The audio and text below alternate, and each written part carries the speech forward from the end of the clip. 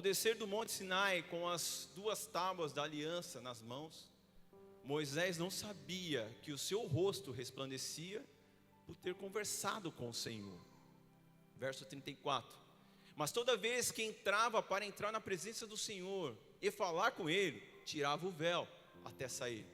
Sempre que saía e contava aos israelitas tudo o que lhe havia sido ordenado, eles viam que o seu rosto resplandecia. Então, de novo, Moisés cobriu o rosto com o véu, até entrar de novo para falar com o Senhor. Essa é uma pequena introdução que eu quero trazer para você, que Deus falou muito ao meu coração. A Bíblia fala que Moisés, quando desceu do Monte Sinai, ele desceu com o rosto resplandecente, com a luz muito forte, ao ponto deles, depois que Moisés falar com eles, e eles dão um toque, Moisés precisou colocar um véu de tamanha luz que estava, tamanha glória, porque ele falou com Deus através de uma fenda que Deus abriu na rocha. E em segunda palavra diz que Deus falou com Moisés face a face, e não entendemos exatamente como que é esse face a face, mas uma coisa é certa, Deus falava com Moisés. E dessa vez Deus falou com ele de uma forma totalmente especial. Ele ficou em consagração, ficou lá no Monte Sinai 40 dias. E Deus falando com ele lá em cima. E quando ele desceu, a glória de Deus, a comunhão com Deus foi tão grande que ele veio com o rosto resplandecente. O que eu quero trazer para você? Muitas vezes nós saímos aqui do culto, como nessa tarde, com um coração tão cheio de Deus, tão cheio de fé, tão cheio de determinação, tão cheio da luz de Deus. E aí quando você chega na segunda-feira, já se depara com um problema tão gigante, tão afrontador, que vai apagando aquela luz que estava em você. E aí quando chega na sexta-feira, você está com aquela luzinha chamuscada, bem fraquinha. É tanto que Moisés, ele entrava na presença de Deus, ele tinha que tirar o véu, porque ele precisava da presença de Deus de novo. E a Bíblia não relata mais nenhuma situação depois que aconteceu isso de novo. Mas uma coisa é certa, Moisés, ele tinha uma comunhão com Deus, mas a Bíblia fala só desse momento, que o rosto dele desceu resplandecente. Isso quer dizer o quê? Que muitas vezes, os problemas que nós passamos no nosso dia a dia, têm apagado a luz do Senhor nas nossas vidas. O que tem sugado a sua luz? Ou as suas energias? O que tem sugado as suas energias? O que tem sugado aquilo que você tem dentro de você? O brilho que há em você? O que tem sugado a luz do Espírito Santo? O que tem apagado? Será que é você mesmo? A Bíblia fala no Novo Testamento que não extingueis o Espírito Santo, ou seja, em outra tradução, não apagueis o Espírito Santo.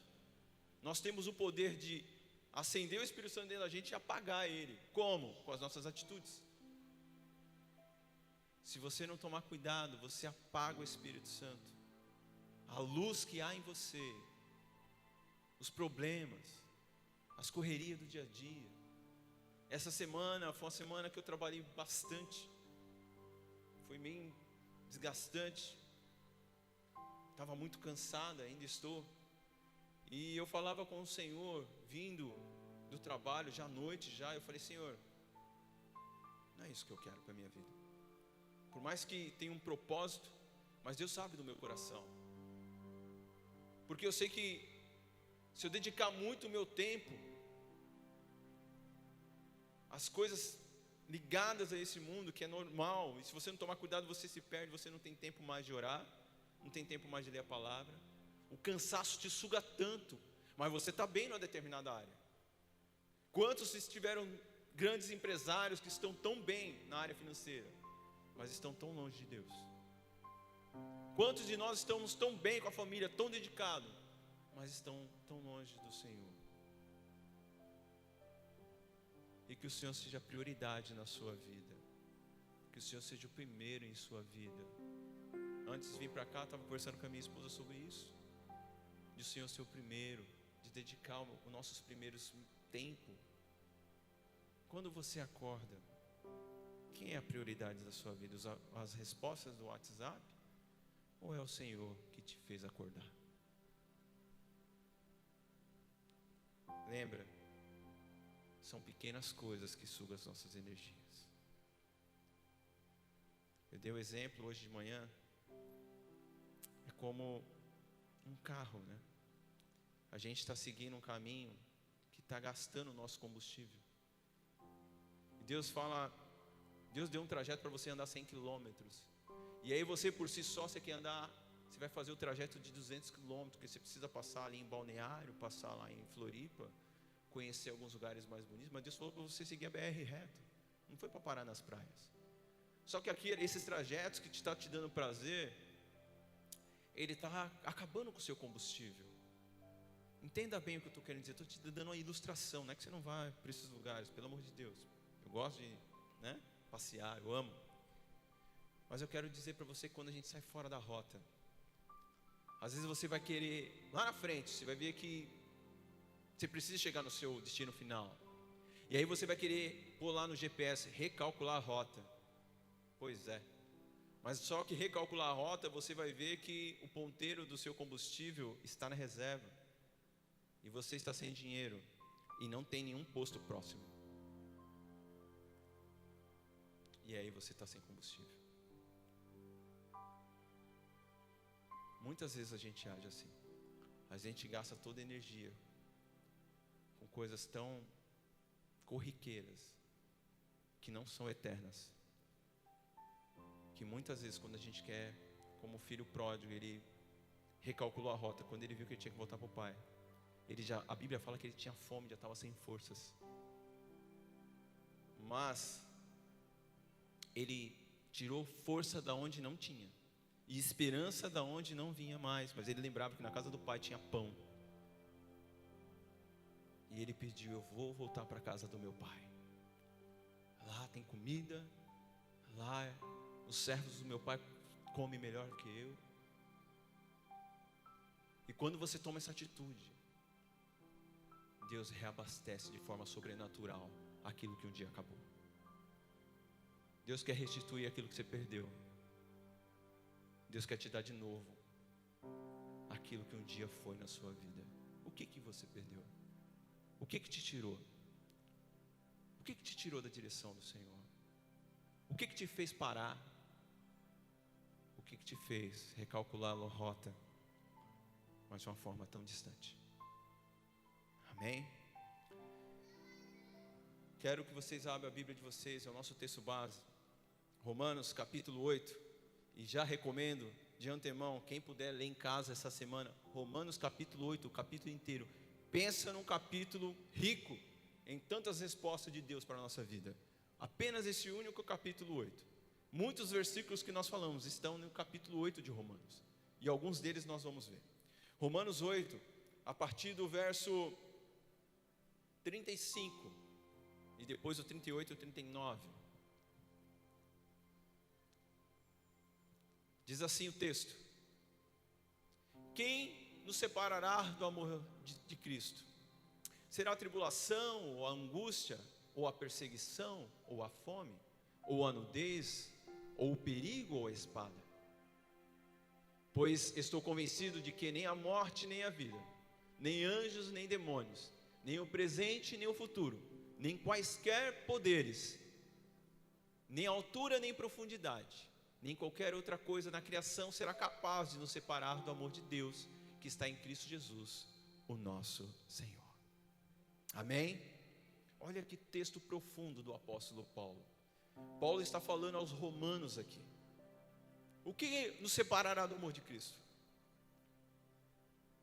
O apóstolo Paulo faz uma pergunta aos romanos, e essa pergunta, ela ecoa para nós hoje, há 2000 anos depois, há 2022 anos depois, ela ecoa a nós. O que nos tem separado do amor de Deus? O que tem tirado o amor de Cristo dentro de você? O que, como eu falei na introdução, quem tem tirado as suas energias?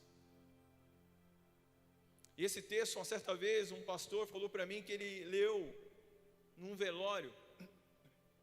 E eu perguntei para ele como que ele leu esse texto no velório. Pois é.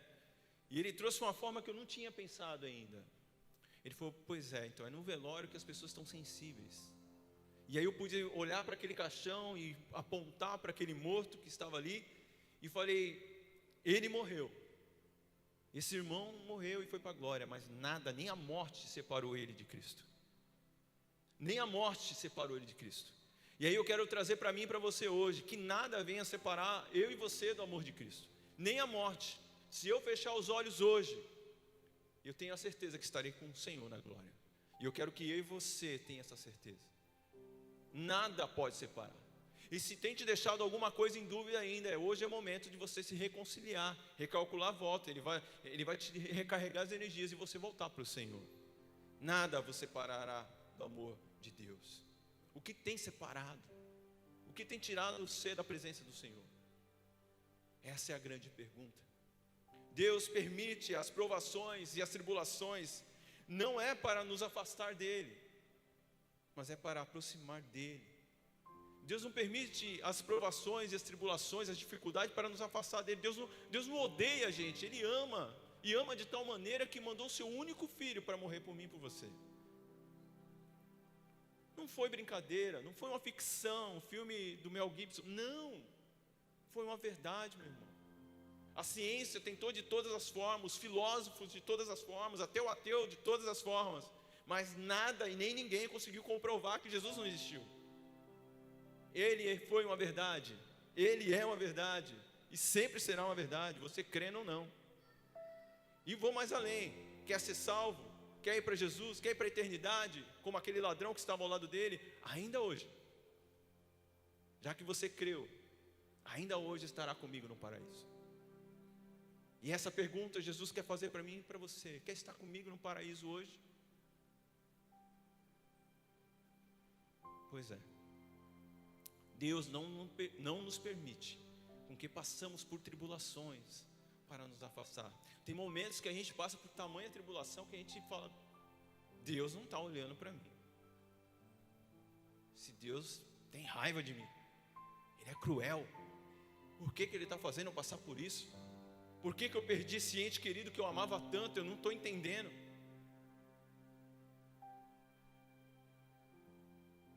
Por quê? E aí quando você muda a palavra de porquê para quê, que muitas vezes você não vai entender, mas com o tempo Deus vai te mostrando para quê, aí você vai falar: Senhor, o Senhor me livrou, o Senhor era para isso. Hoje eu entendo. Quantas coisas que eu não entendia lá atrás e que hoje eu entendo. Eu não entendia, eu era igual vocês, sou ainda, nós somos humanos, Deus entende. A misericórdia dele é tão grande que Ele fala: meu, você sabe de nada. Não. Deus fala: calma, filho. Ele nos trata como filho, meus irmãos. Nós não somos estranhos para o Senhor. E aí Deus não permite tribulação ou provação para que nós nos afastemos. Lembra de Jó? No Jó, capítulo 42, verso 5. Olha que interessante. Antes de chegar no capítulo 42, que é o último capítulo de Jó, no capítulo 1 a Bíblia fala que Jó era um homem reto, temente a Deus, íntegro e que se desviava do mal. Fico pensando, no dia que chegar no nível de Jó, estou top, cara. Imagina, um cara reto, temente a Deus, íntegro e se desviava do mal. Um homem perfeito. Mas no mesmo capítulo 1, você vai ver a história que Deus permitiu com que Satanás não só não tocasse na vida de Jó, mas a tragédia que aconteceu na vida de Jó. Perdeu os filhos, perdeu os animais, perdeu toda a riqueza. E ainda mais a esposa ainda amaldiçoou ele, os amigos amaldiçoou ele. Jó começa a se coçar com um caco de telha, com vários tumores, fedendo, podre em vida.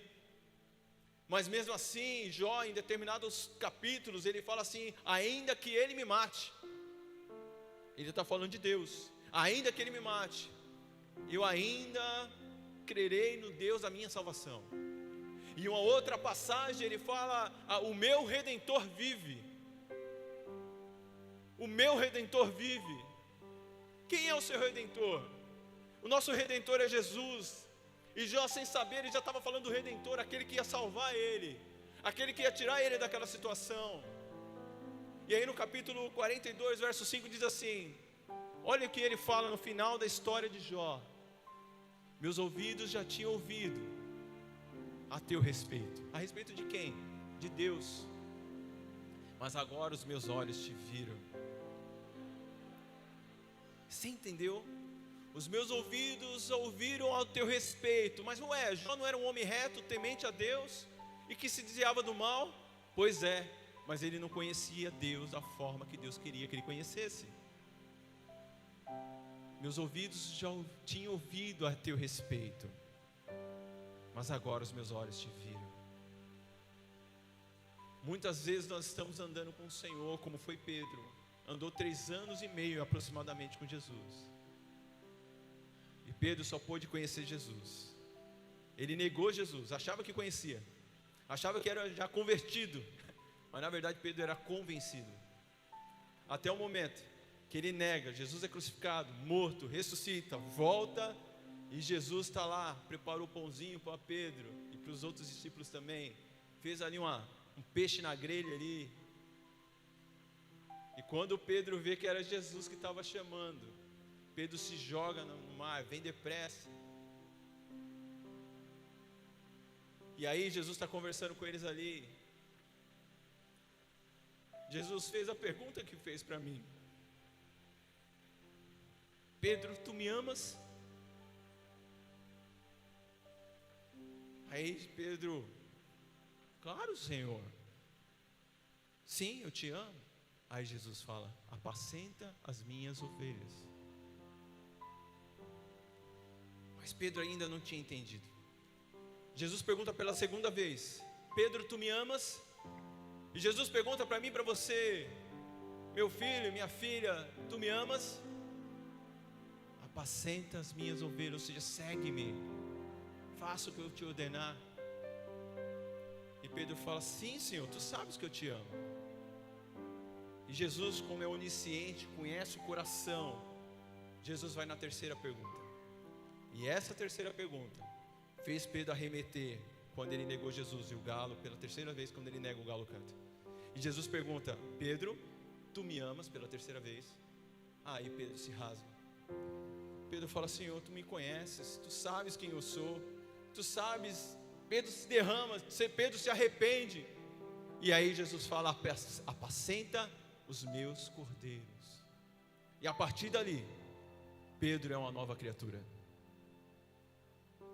Lembra de Jó? Homem reto e temente a Deus. Não que ele não conhecia Deus, mas ele não conhecia Deus como Deus queria que ele conhecesse. E aí no verso 10 de Jó, no capítulo 42, olha o que acontece com a vida de Jó. Depois que Jó orou por seus amigos, o Senhor o tornou novamente próspero e lhe deu em dobro tudo o que tinha antes. O que Jó estava fazendo? Ele estava orando pelos seus amigos, os amigos da qual maldisseram, falaram tão mal dele, massacraram. Cada hora vinha um e falava: meu, amaldiçoa esse Deus aí, ó, que você está em pecado, Jó. Mas Jó sabia em quem ele cria. E a Bíblia fala que ele está orando para os seus amigos, e aí o Senhor derrama bênção sem medida. Eu quero declarar para você: a glória da segunda casa será maior do que a primeira, diz o Senhor dos Exércitos, que fala lá em Ageu. Recebe isso para você. A glória da segunda casa será maior do que a primeira. Declara isso agora: a glória da segunda casa será maior do que a primeira. Se você viveu algo, você vai ver algo sobrenatural na sua vida, algo que você nunca viveu, só basta você crer. E Deus deu em dobro a Jó, tudo dobrado na vida de Jó. E Jó foi um homem mais rico do Oriente. Assim Deus quer fazer na minha vida, na sua vida. Às vezes a riqueza não está atrelada apenas a bens materiais. Prosperidade não está atrelada às vezes a dinheiro. A gente confunde muito. O fato de você estar com seus filhos com saúde, o fato de você não estar no hospital agora, estar aqui. Quantos estão com câncer querendo respirar e não conseguem? Quantos criancinhas que estão lá, bebês, com problemas no coração, com prazo de validade de vida que o médico já pré-determinou, como um dia falaram com meu pai: filho, você é filho do Mário? Sim, sou eu. Ele tem 2 meses de vida. Faça o que você nunca fez por ele. Em 42 dias meu pai se foi. E eu orava pela cura do meu pai. E Deus curou ele, levando para a glória. Essa é a prosperidade que Deus quer para mim e para você. É o que você está aqui. É a casa, o teto que você tem. Tudo que Deus te dá, o emprego que Deus te dá. Amém? Deus quer nos provar para nos aprovar. Lembra de Jesus na tentação dos 40 dias no deserto? Que está lá em Mateus capítulo 4, verso 10 a 11. Diz assim: Jesus lhe disse para quem? Para Satanás, que estava tentando ele, tentou ele 3 vezes. Jesus falou não. É igual a minha netinha fala: não, não, não. Não, não, não. Jesus falou não, não, não para Satanás. E 3 vezes Satanás tentou, e 3 vezes Jesus falou não. E olha o que acontece. Jesus disse: retire-se, Satanás, pois está escrito: adore-o ao Senhor, adore o Senhor, o seu Deus, e só a Ele preste culto. Sabe o que quer dizer isso? Não tem outro Deus para você prestar culto. É só Deus, o Deus eterno, o Criador dos céus e da terra. Se você está adorando qualquer outra coisa que não é o Deus verdadeiro, cuidado, você está sendo enganado. Cuidado, não é o Deus verdadeiro. Não é o Deus que vai te levar para o céu. O mesmo Deus de Jó e o mesmo Deus de Romanos capítulo 8. E aí, diz assim o verso seguinte: então o diabo o deixou. E olha que interessante: e os anjos vieram e o serviram. Quando você resiste, como fala lá em Tiago 4,8, resistir ao diabo, sujeitai-vos a Deus, resistir ao diabo e ele fugirá de vós. Satanás vazou e os anjos veio e o serviram. Deus quer ver você fazer a tua parte, que a parte dele já está preparada. Os anjos já estão esperando lá o banquete para te servir. Se Jesus tivesse aceitado, eu não, e nem você estaríamos aqui, estaríamos tudo perdido, porque nós estávamos condenados para a morte eterna. Jesus veio para nos voltar a ter acesso ao Pai, na qual nós fomos criados com esse propósito. Você foi criado para adorar a Deus. O que você fez hoje aqui, você veio com esse propósito. Eu estou com vontade de ir na igreja. Não é vontade da igreja, a tua alma quer sedenta por Deus. Você não entende, mas você foi criado para Ele. Tudo que eu faço é para o Senhor. Tudo que você faz é para o Senhor, não tem nada a ver com a gente, é para Ele, tudo é para Ele, para a glória dEle. Sem Ele, nada do que foi feito se fez, a palavra diz. Tudo é para o Senhor, nada é para mim. Quando eu achei que as coisas eram para mim, ou quando às vezes eu me pego achando que é para mim, eu falo: Senhor, tenha misericórdia. Estou totalmente fora do propósito. E graças ao Espírito Santo que me alerta já, que a gente, é muito fácil, gente. Até uma leitura da palavra, eu estava falando antes de vir. Vou ler a Bíblia todos os dias, daqui a pouco se torna um ritual. Quando você pensa que não, você está... vai trabalhar. Aí você nem ouve, você nem presta atenção, nem... Deus quer falar com você. Para. Deus quer falar com você. Sabe essa correria frenética que você está vivendo? Deus quer falar com você. Dá uma pause.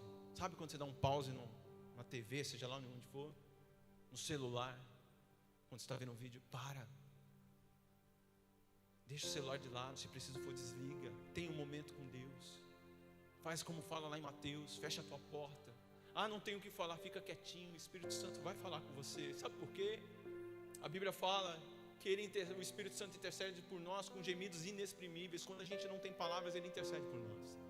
Quando você não sabe o que falar, fica quieto, o Espírito Santo vai colocar as palavras. E se não, Ele vai interceder, porque Ele conhece teu coração.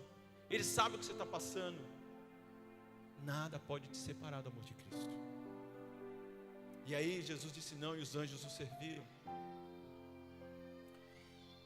Paulo afirma no verso 8 e 39, 38 e 39 de Romanos 8, de que nada pode nos separar do amor de Cristo.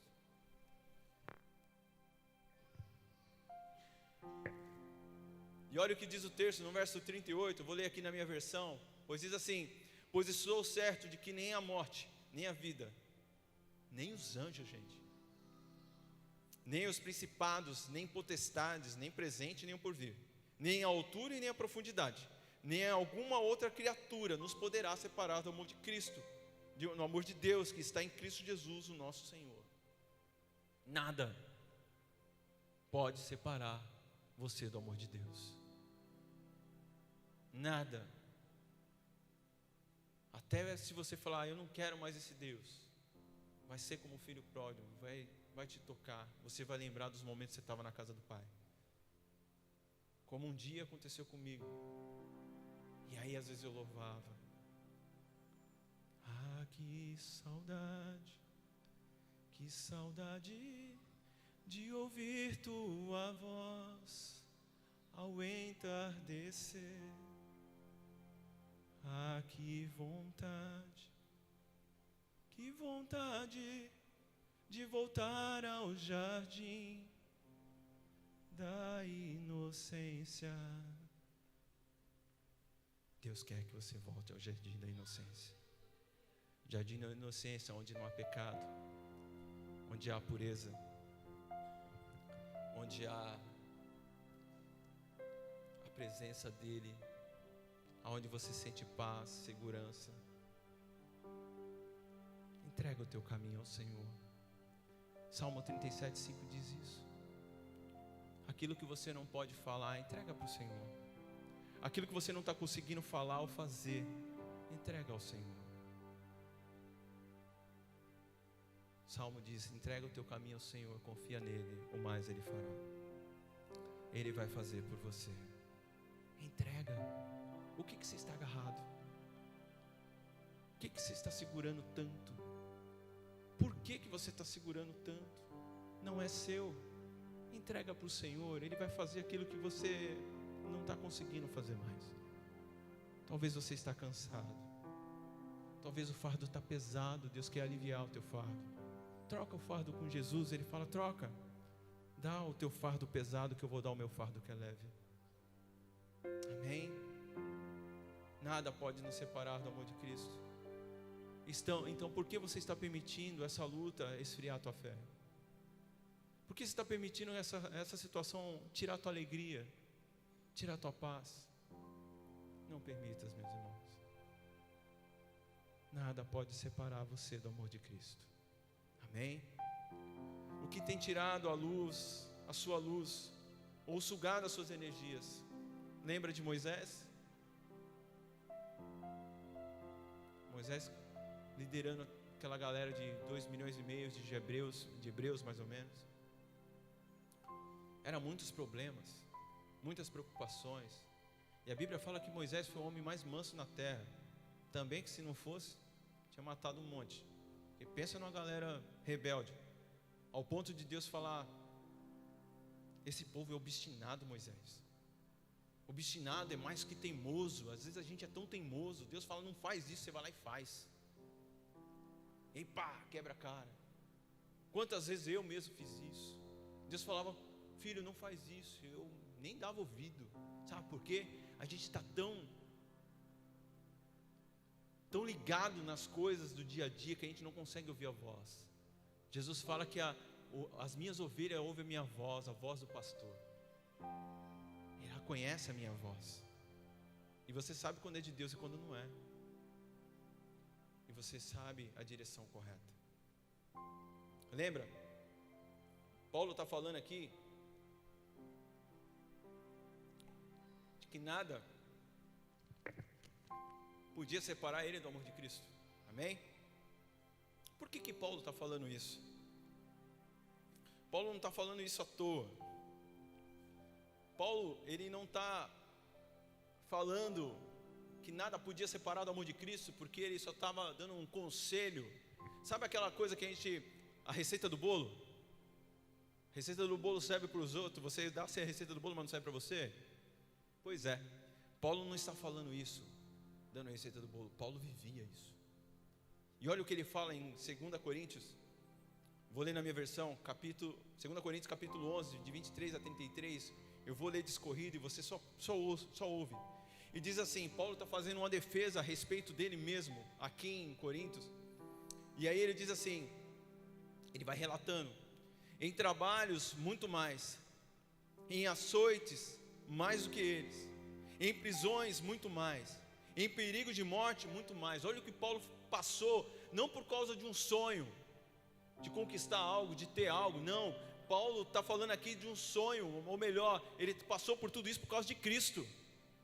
Nada podia separar ele do amor de Cristo. E olha o que Paulo passou por amor a Cristo. E aí ele continua no verso 24, diz assim: 5 vezes recebi dos judeus uma quarentena de açoites menos um. 3 vezes fui açoitado com varas. 1 vez fui apedrejado. 3 vezes sofrimento de naufrágio. 1 noite e 1 dia passei no abismo. Em viagens muitas vezes, em perigos de rios, em perigos de assaltantes, em perigos entre os patrícios, em perigos dos gentios, em perigos na cidade, em perigos no deserto, em perigos no mar, em perigos entre os falsos irmãos, em trabalhos e fadiga, em vigílias muitas vezes, em fome e sede, em jejum muitas vezes, em frio e nudez. Você reclama do que você passa no seu dia a dia, que você não tem aquilo que você gosta. Ah, não tem hoje. Pois é, Paulo passava fome pelo amor ao Evangelho, não tinha luxo. E Paulo era um cara que tinha um conhecimento muito grande. Paulo vivia entre os nobres, e aqui ele passa tudo isso por amor a Cristo. E ele não está aqui ostentando, ele só está falando: meu irmão, nada pode me separar do amor de Cristo, porque olha o que eu passo por amor a Cristo. Sejam meus imitadores como eu sou de Cristo. O próprio Paulo fala isso. E aí ele continua no verso 29: quem enfraquece, que também eu não enfraqueça. Quem se escandalize, que eu não me queime por dentro. Se é preciso gloriar-me, que seja no que diz a respeito à minha fraqueza. Paulo se gloriava na fraqueza dele, não naquilo que ele era forte. Verso 31: o Deus e Pai de nosso Senhor Jesus Cristo, que é eternamente bendito, sabe que não minto.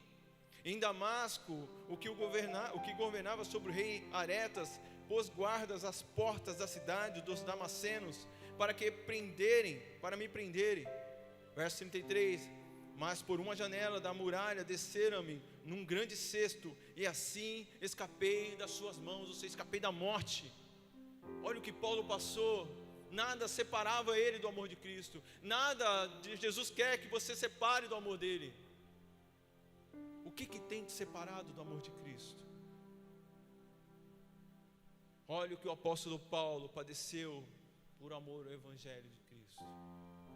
E quando às vezes eu me pego tendo um pequeno sofrimentozinho, por conta às vezes de algo que eu mesmo próprio, eu leio esse texto, me dá vergonha. Eu falo: Senhor, preciso caminhar muito. Eu não estou fazendo nada pelo teu Evangelho, perto do que eu poderia fazer. Mas você pode estar se perguntando: Kleber, mas eu não consigo. Eu não tenho forças, Kleber. Eu não tenho essa fé de Paulo. Eu não tenho essa coragem toda. Eu não sou Paulo. Realmente, você não é Paulo. Cada um tem a sua característica. Por isso havia os 12. Cada um tinha uma característica. E cada um fez a obra do jeito que a personalidade deles.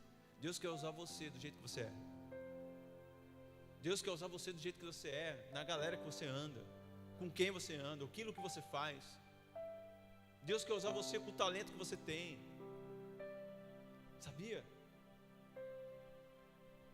E aí, quero trazer algo para você que está em Filipenses 4, de 11 a 13. E aqui Paulo continua falando, o mesmo Paulo falando aos filipenses. Olha o que ele diz: não estou dizendo isto porque esteja necessitado, pois aprendi a adaptar-me em toda e qualquer circunstância. Sei o que é passar necessidade, sei o que é ter fartura. Aprendi o segredo de viver contente em toda e qualquer situação, seja bem alimentado, seja com fome, tendo muito ou passado necessidade. Paulo está querendo dizer aqui que ele sabia viver contente com tudo que ele tem. Você é contente com o que você tem? A gente vive numa era capitalista, e cada dia mais a modernidade. Eu trabalho fazendo entrega de e-commerce, de Shopee, Mercado Livre, essas coisas. E sabe, o povo compra muito. Às vezes compra aquilo que nem sabe o que é. Eu chego para entregar, a pessoa nem sabe o que é que está recebendo. Só olha assim, eu dou risada. E eu quero dizer o que com isso? Muitas vezes a gente está descontente com aquilo que nós temos. Você tem um carro como o meu 2005, glória a Deus que eu tenho um carro. Que há um tempo atrás, né, amor? A gente via de bike para a igreja. Quantas vezes eu e ela vinha de bicicleta para a igreja? Quando não a pé. Mas a gente vinha feliz. E hoje a gente vem de carro, mas vem feliz. Ser contente em toda e qualquer situação. Deus nos ensinou a ter muito e a ter pouco. Mas o mais de tudo que a gente quer ter é a presença do Senhor na nossa casa. E que você deseja ter a presença do Senhor na sua casa, na sua vida. Aquele trabalho que o chefe é chato, pois é, você tem um chefe, tem muitos que nem chefe tem. Sabe, o marido e a esposa que se reclama, isso é um perrengue, pois é, você tem uma esposa e uma esposa abençoada, começa a profetizar bênção sobre a vida dele. Ele é bênção. Quantos estão viúvos ou viúvas porque perderam o marido, está com a dor irreparável, que poderia falar eu te amo e não falou. Hoje não tem mais. Seja contente com o que você tem, antes que aquilo você não tenha mais. Amém? Paulo, ele dá essa receita, e aí no verso 13, um versículo super conhecido, Paulo fala que ele aprendeu a viver em toda e qualquer circunstância, e aí no verso 13 ele diz assim: tudo posso naquele que me fortalece. Um versículo que todos nós conhecemos e falamos. Tudo posso naquele que me fortalece. Tudo posso no quê? Tudo posso passar todas as coisas em quem? Em Cristo que me fortalece, passar por essas coisas. Esse é o contexto correto. Podemos falar, tudo posso naquele que me fortalece, eu vou para cima, sim, mas o contexto original é esse. Paulo está falando aqui no final, tudo posso naquele que me fortalece. Quem que fortaleceu ele? Deus me fortalece passar com coisas boas e ruins, ter e não ter. É Ele que me fortalece, é Ele que te fortalece. Passar, porque nada pode separar você do amor de Cristo. Essa é a primeira solução. A segunda solução está lá em Romanos, capítulo 8, verso 18. Olha o que o texto diz. Romanos 8, 18, diz assim: estou certo de que as aflições deste tempo presente não pode comparar com a glória em que nós há de ser revelada. Considero, em outra versão, considero que os nossos sofrimentos atuais não podem ser comparados com a glória que em nós será revelado. Aquilo que você está passando hoje não se compara com aquilo que Cristo preparou para você no céu. Ele falou assim para os discípulos: eu vou, mas vou preparar lugar. Deus foi preparar lugar para você. Jesus está te esperando. Poxa, Cleber, você está com uma conversa de ir para o céu? Pois é, todos nós vamos. Claro, só vai aquele que crê em Jesus como único e suficiente Salvador. Só um caminho para você ir para a eternidade com Deus, através de Jesus. Não tem outro caminho. Você pode procurar qualquer outra coisa na vida, você vai ser enganado. Eu estou falando a verdade para você. Jesus é o caminho, é a verdade, Ele é a vida. Ninguém vai ao Pai, a Deus, se não for por Ele. Só há um mediador entre Deus e o homem, a Bíblia diz: Jesus Cristo, homem. Quer a eternidade? É Jesus. E aí, Deus preparou uma glória maior que as aflições que você está vivendo. Tem algo maior por você. Não que Deus quer que você viva apenas aflições, Ele quer que você viva uma vida em abundância aqui na terra também. Ele quer que você viva como o melhor dessa terra. Basta você obedecer. O segredo está na obediência. Obedeça a Deus, você vai ver o que você vai colher na sua vida. Obedeça a Deus, você vai ver o que você vai colher na sua vida. Tem coisas na minha vida que eu vim colher depois de tantos anos, porque eu comecei a obedecer ao Senhor. Enquanto eu estava na desobediência, eu só estava colhendo abrolhos, espinhos. Tudo que você planta, você colhe. No determinado tempo você vai colher. Quer colher coisas boas? Começa a plantar coisas boas a partir de agora. O tempo é hoje, o tempo é agora. Amém? Em Romanos 8, 28, temos outro versículo espetacular dos céus para nós. Romanos 8, 28 diz assim: sabemos que Deus age em todas as coisas para o bem daqueles que amam, dos que foram chamados de acordo com o seu propósito. Eu vou ler na minha versão que é mais atual, mais por original. Diz assim: sabemos que todas as coisas cooperam para o bem daqueles que amam a Deus, daqueles que são chamados segundo o seu propósito. Todas as coisas cooperam. Você está passando por isso? Isso é para cooperar, para você crescer, para você amadurecer, para você ser alguém melhor. Deus está querendo te levar você para outro nível. Para isso você precisa entender o que Deus está fazendo com você. Todas as coisas cooperam. Hoje você não entende, amanhã você vai entender. E aí você vai subir mais um degrau. E aí você vai começar a ver as coisas mais de cima. E aí você sobe mais um degrau. Está cooperando e você está crescendo. Deus quer que você cresça. Deus é um Deus dinâmico. Deus é um Deus ativo. Ele não quer que você fique parado. Ele quer que você cresça. Mas para você crescer, você precisa passar por situações. Para você crescer em uma empresa, você precisa passar por etapas. Você precisa crescer, você precisa aprender algumas coisas. E aí conforme for, você vai passando de líder para encarregado, para supervisor, gerente, vice-presidente, CEO, e aí vai. Mas para isso você precisa passar por etapas, por desafios, por situações difíceis. E aí você vai sendo provado para ser aprovado. É assim que Deus quer fazer na minha vida e na sua vida.